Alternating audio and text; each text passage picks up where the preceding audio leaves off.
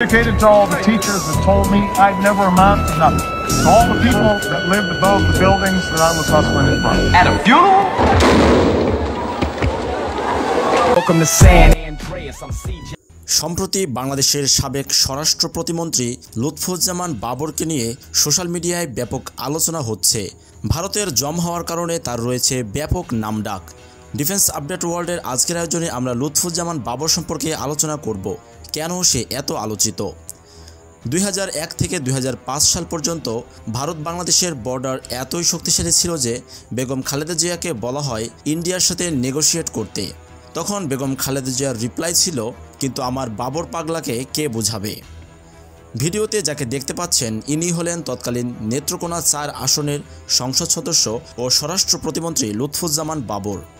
বাংলাদেশের জনগণ ভারতের জুলুম আর নিষ্পেষণে এতটাই অতিষ্ঠ হয়ে গেছে যে এখন সাবেক এই মন্ত্রীর ছবি ভিডিও দিয়ে ভারতকে রেড অ্যালার্ট দিচ্ছে জনগণ।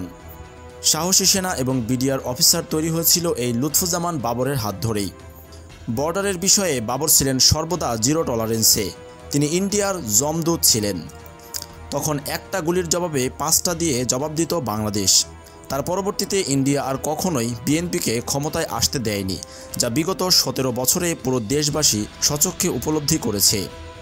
লুৎফুজ্জামান বাবরের বিরুদ্ধে অভিযোগ রয়েছে তিনি 10 ট্রাক ভর্তি অস্ত্র, গোলাবারুদ, রকেটের লঞ্চার নিয়ে ভারতে পাঠাচ্ছিলেন 2004 সালে।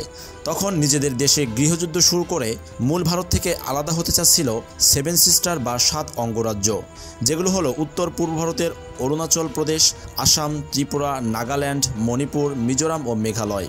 আর সেখানের আন্দোলনকারীদের 10 ট্রাক ভর্তি অস্ত্র সাপ্লাই করেছিলেন এই মন্ত্রী। তবে গোয়েন্দা তথ্যের মাধ্যমে অস্ত্রশস্ত্র সহ পুরো চালানটি বাংলাদেশে আটকে যায়। তারপর থেকে আর তারা বিদ্রোহ করতে পারেনি।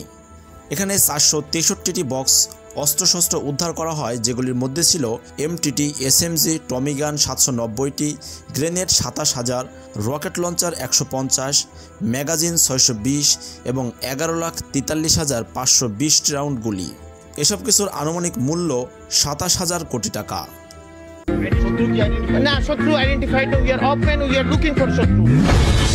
লুৎফুজ্জামান বাবরের উই আর লুকিং ফর শত্রুজ ডায়লগটা ভুলব না কোনোদিন।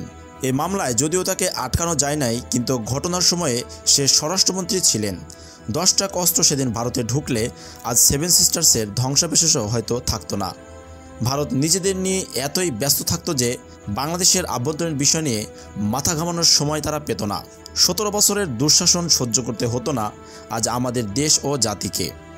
এই কারণে ভারত সবসময় চাইতো বাংলাদেশের ভিতর দিয়ে করিডর করে যেন সরাসরি এই 7 অঙ্গরাজ্য নিয়ন্ত্রণ করতে পারে। তার জন্যই আজ দেশের বুক চিরে রেলপথ তৈরি করেছে, যে রেলপথ বাংলাদেশ ভেদ করে আবার ভারতেই ঢুকেছে। একথা বুঝতে বাকি নেই যে ভারত তাদের চিকেন নেক আর 7 সিস্টার্স নিয়ে কতটা উদ্বিগ্ন। এজন্যই তো বাংলাদেশ সরকারের প্রধান উপদেষ্টা ডক্টর মোহাম্মদ ইউনুস বলেছেন, বাংলাদেশকে অস্থিতিশীল করতে চাইলে ভারত ও তাদের 7 সিস্টার্স এবং মায়ানমার কেউই স্বস্তিতে থাকতে পারবে না। বড় হাসি পায় যখন ভারতীয় মিডিয়া চায়নার ড্যামের ছবি দিয়ে বাংলাদেশকে ডুবিয়ে দেওয়ার ভয় দেখায়, আবার পারমাণবিক অস্ত্র দিয়ে উড়িয়ে দেওয়ারও ভয় দেখায়।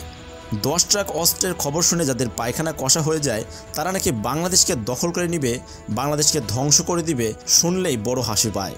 আমাদের বিজিবি আবারও হয়ে উঠবে বিডিআরের মতো দেশপ্রেমিক ও চৌকস, এবং লুৎফুজ্জামান বাবর না আসুক, কিন্তু তার মতো ভারতের জম আবারও আসবে ইনশাআল্লাহ। আর ভারতকে আবারও বড়াইবাড়ির মতো ধোলাই করবে, নাফযুদ্ধের মতো মায়ানমারকেও সাইজ করবে আমাদের এই বিজিবি তথা বিডিআর।